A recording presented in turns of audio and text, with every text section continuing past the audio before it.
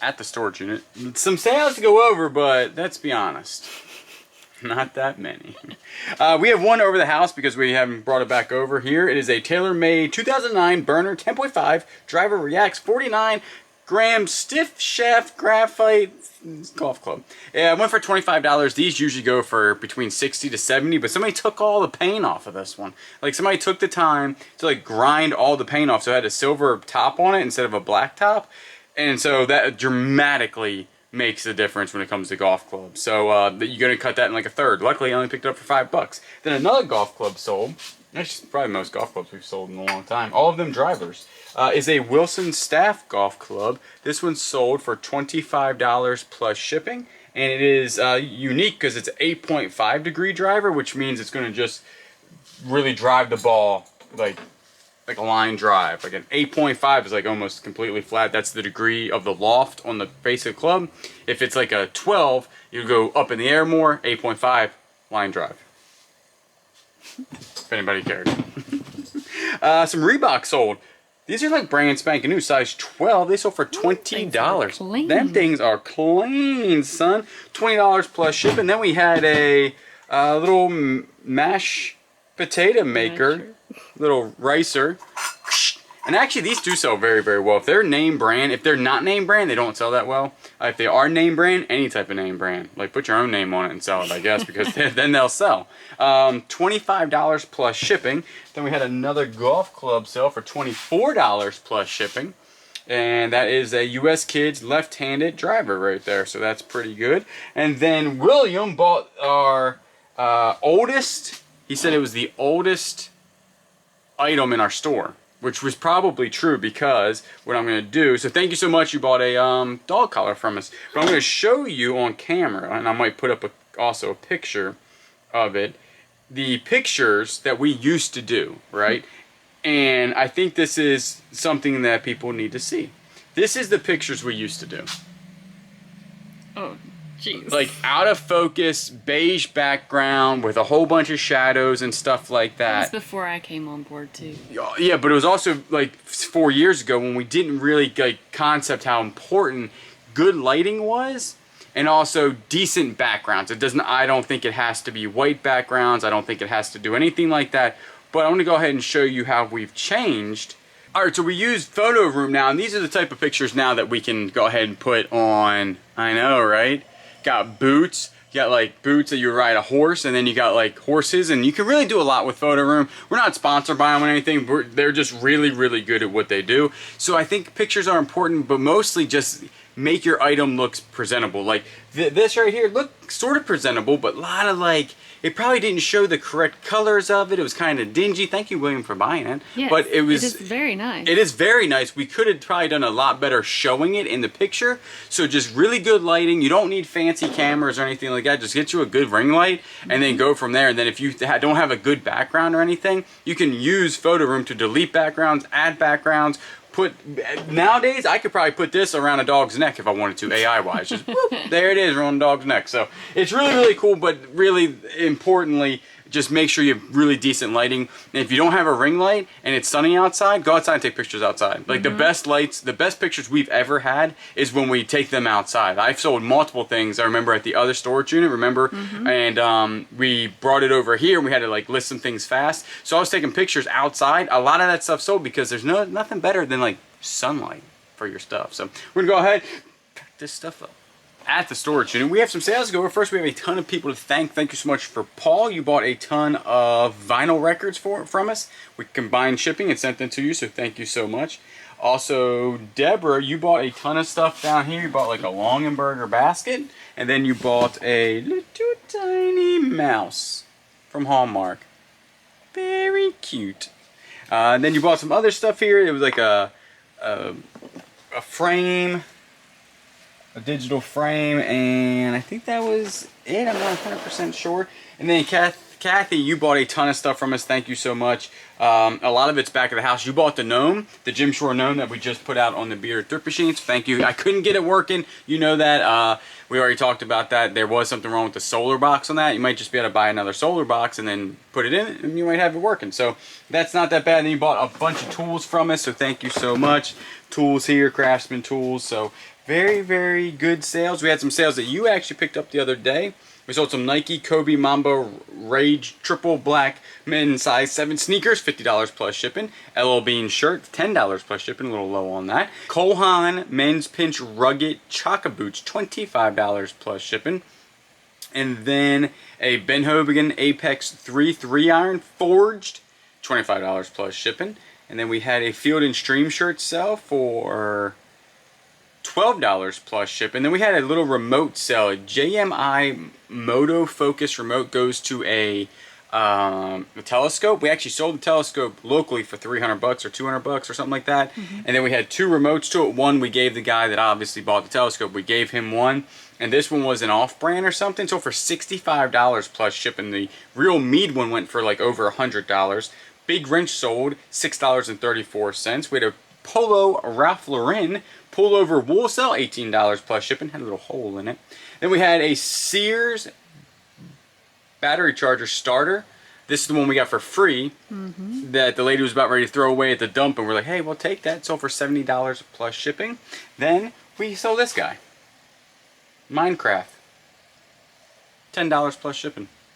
We stay away from plushes unless they're worth a ton of money now. It's just one of those things that sit for us. We sold a vintage genuine leather brown duffel bag, unbranded, $25 plus shipping. For some reason, either I don't know what it was, or somebody was just really looking for a bag that looked like this, because it sold within like 5 minutes. It's still over the house. This right here, this is the Bosch Fine Cut. It's missing the saw blade, so you would have to put a saw blade on this. And but it's still sold for $60 plus shipping just for the tool itself, and we picked it up last Saturday, so it sold in 4 days for $60. Then we had a couple more sales here. That one actually goes over there. Oh, Kathy, you also bought a sweatshirt, Disney Park sweatshirt from us. We had a huge sale of all the Hawthorns. We just put this out also on the Bearded Thrift Machine. They were purchased prior to the video coming out. Somebody wanted all of them. We did a package deal, $100 plus shipping for all of them, and the person was very happy. I mean, cut them a good deal. We made about double our money on those, and they didn't actually sit, because they literally sold.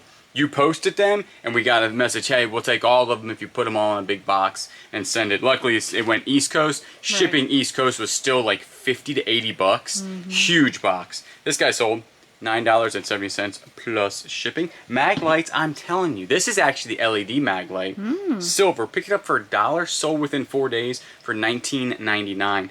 And I sell these now. Like when I pick up mag lights, how fast do I sell mag lights? Almost within 3 or 5 days. Most of it actually goes to y'all, y'all viewers. I mean, I'll pick up a mag light and it almost sells instantaneously to y'all, because this at the store is $30-40. And it works exactly the same. And this one on the inside, see how it has the LED instead of the bulb? Oh, yeah. Yeah, it's got the LED. It is the, I wouldn't say it's the upgraded one, but it is a little bit better. It has a better look to it. This right here, I remember we got this for free like 2 years ago at a yard sale. Finally made $12 on it. $12 plus shipping on that, but that ain't too bad. Then we had... That is a negative carrier. Negative carrier. But I like more... Carries negative. I like more positivity carriers. It's more like your carrier. And I have a positivity carrier. Okay. No, I'm just kidding. Kimberly, thank you so much. You bought the Looney Tunes sweatshirt crew neck. That's still over the house too. We just picked that up and listed it, and it sold instantaneously to you, so we appreciate the support. Vermont Originals winter ski cap. This looks nice. This looks like it should be in a Hallmark video, right? Oh, yeah. $10 plus shipping on the Vermont. Vermont is the company name, and they make really good stuff, so $10 plus shipping on that. I really want to see some snow this year. I'm like itching to go see snow and go skiing for some reason. I don't know why. We just picked these up too, 2 Saturdays ago. So they sold within a week and a half, and that's pretty good for shoes. They are leather lace moccasins from Sperry Topsider. Are those drivers? They're still drivers. Drivers? Yeah. Drive shoes. They look good. $25 plus shipping on those. And then wheel weights. Unopened wheel weights. These are weights that you would put on your wheels so they can get big and strong. $20 plus shipping on those. And that is it. We have Whatnot tonight, our everything Whatnot. Basically, it's a generalization of stuff that we sell. And then next Thursday, we have your Whatnot. That's all we're going to be jewelry sales. So that's pretty good. we are going to do a little question and answer real fast. Y'all have been asking a lot of questions on this channel, and we try to do our best to actually comment back. But this channel does sometimes lack in that. We read all of them. Sometimes we just are slow to comment back on this channel. But what we're going to do is one day we're going to go live on this channel, right? Yes. It's going to happen. We actually got a new setup that we're trying to work with, make sure everything looks good, but we will go live. But until that point, I think we got 4 or 5 questions. I actually have not read these questions. You're going to read them to me right now. I don't know what they are, so we'll see exactly what y'all got. All right, so we got Caleb 5463. If you have a lot of watchers on an item, say 5 or more, do you still relist by selling similar? Thank you. Yes, if I have 5 watchers and it hasn't sold yet, at that point I'm like, because if I'm relisting it, it means it's been listed for a while and probably has been going on and on for like the 30 days, turnover. I'm still going to go ahead, delist it, change something. Maybe I'll lower the price. Maybe I'll higher the price. Maybe I'll make sure something's going on. If I got 5 watchers, it hasn't sold. Maybe the shipping's too high. Maybe the price is too high. Maybe my pictures are a little bit off. So I'm still going to go ahead, tweak that, and then relist it or sell similar. All right, we got at CD Mikey.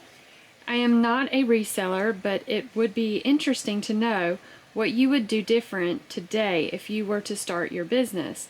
What are your top 3 things you would do different? One right off the top of my head easily would be I would start this custom SKU first.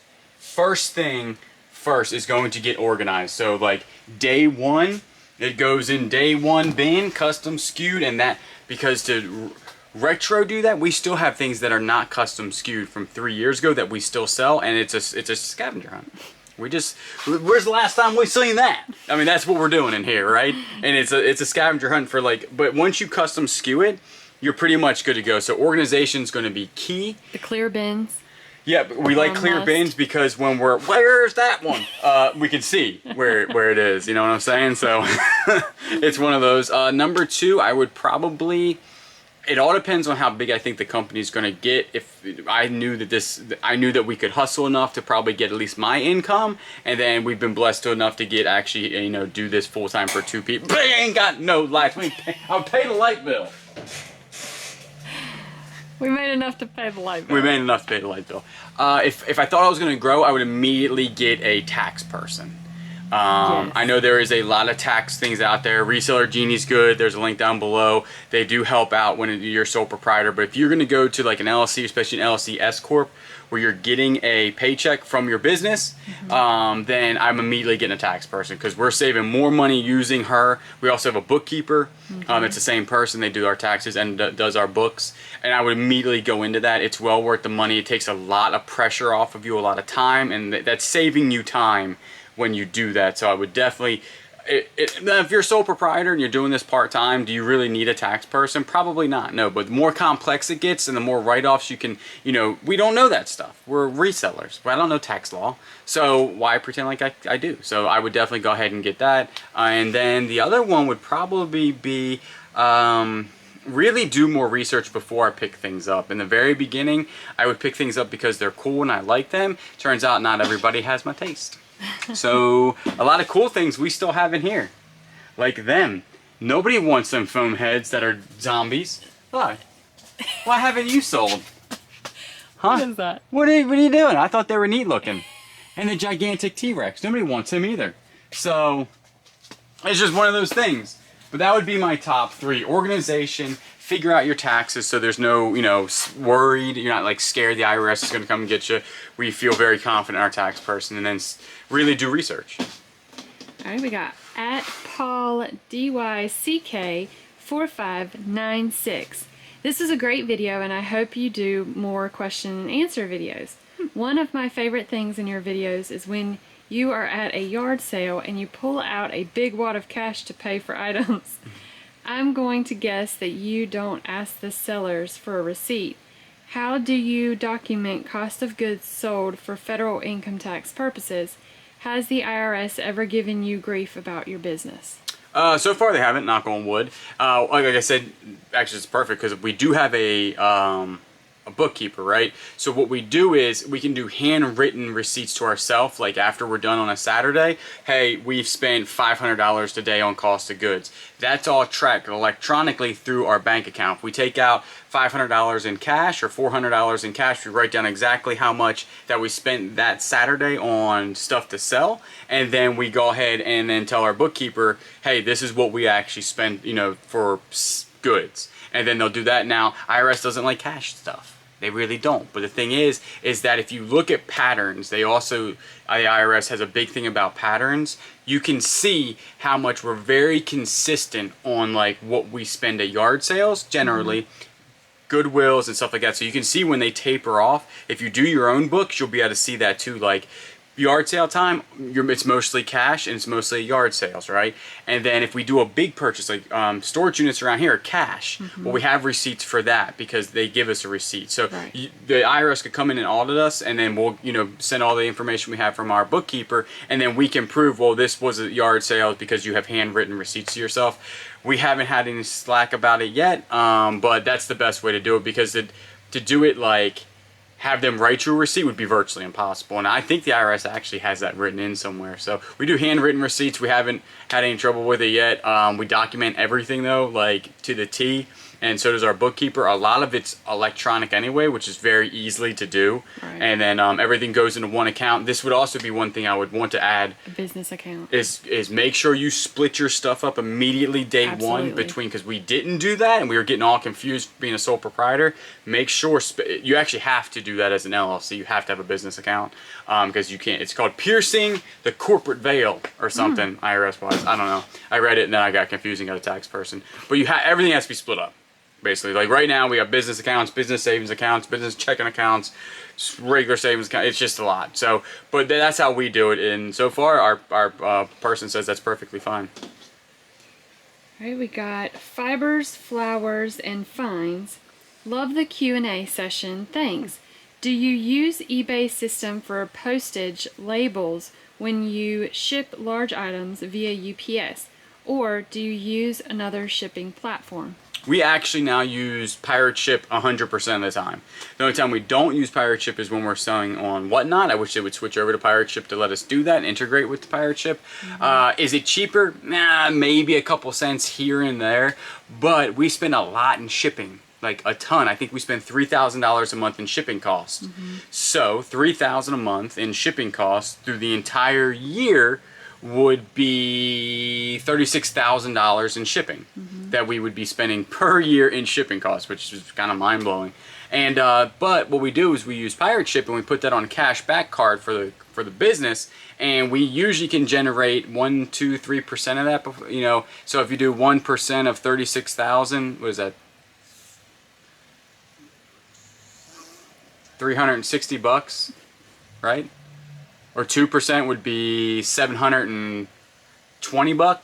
Is that my brain doing math? Yeah, so, I'm looking at it smoking. Yeah, it's smoking. So so it's free money for the business basically. So and we have a business card, and we can just use that money to buy something else for the business. And all that's actually taxed too. I didn't realize how much stuff is taxed. You make a penny, they tax 17 pennies. You make a penny, they're like, hey, give me your penny, and you know what? Throw in a couple more pennies. But it is what it is. But yeah, so we don't use eBay whatsoever. Integrated straight into Pirate Ship. We also sell on multiple platforms. We do not sell on Macari or Poshmark, but we do sell on Etsy. All of that is integrated into Pirate Ship, so it's our central hub for shipping. Is that it? Yep. We're out of here. One day we'll go live, just not today.